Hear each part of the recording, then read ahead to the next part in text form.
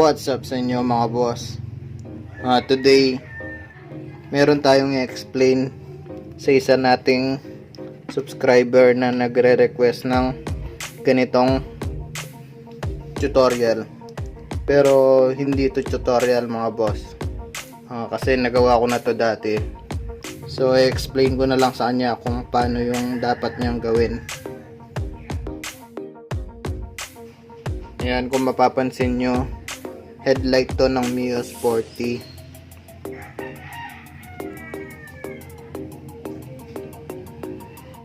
So, hindi to yung nakalagay sa Mio Sporty ko ngayon. Spare lang to. Bali, dalawa yung headlight ko ngayon. So, kung mapapansin nyo, bakit naka-paint headlight to? Kasi, basag dati yan. Ito. Kalahati basag. Restore ko lang, tapos pinaint ko na din para hindi makita yung kagawa o pagtakip sa crack. So yun, pero hindi ko naman siya ginagamit.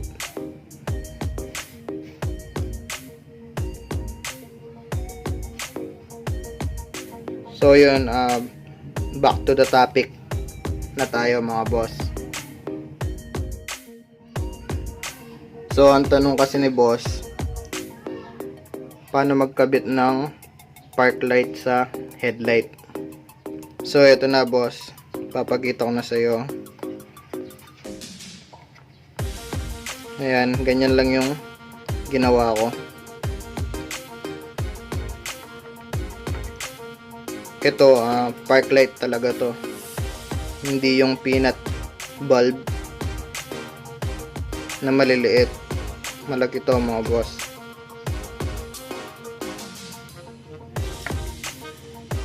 So yun, pinutasan ko lang dito boss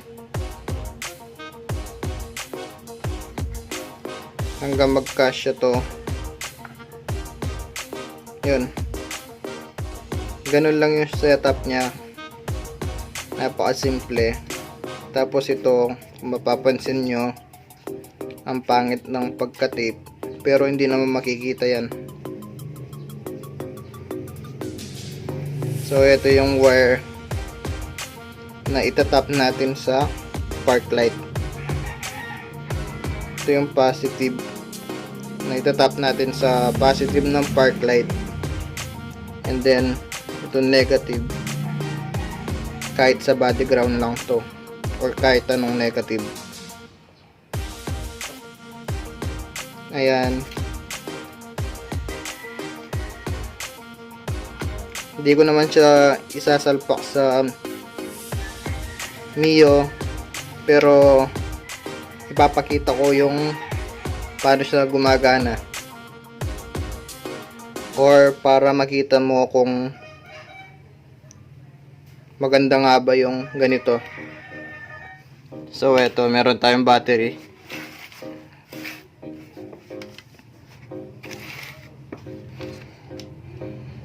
Positive negative lang naman to mga boss.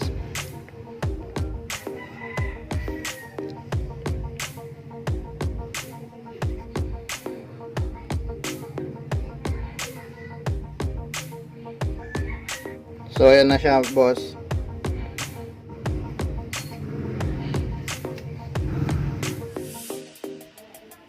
So yun lang.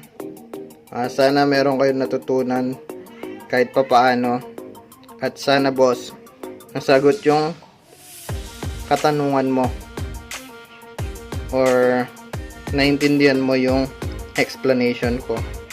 At kung bago ka pa lang sa channel ko, please like the video, comment kayo na suggestion nyo, subscribe kayo syempre, at click nyo yung notification button para every upload ko is ma-notify kayo.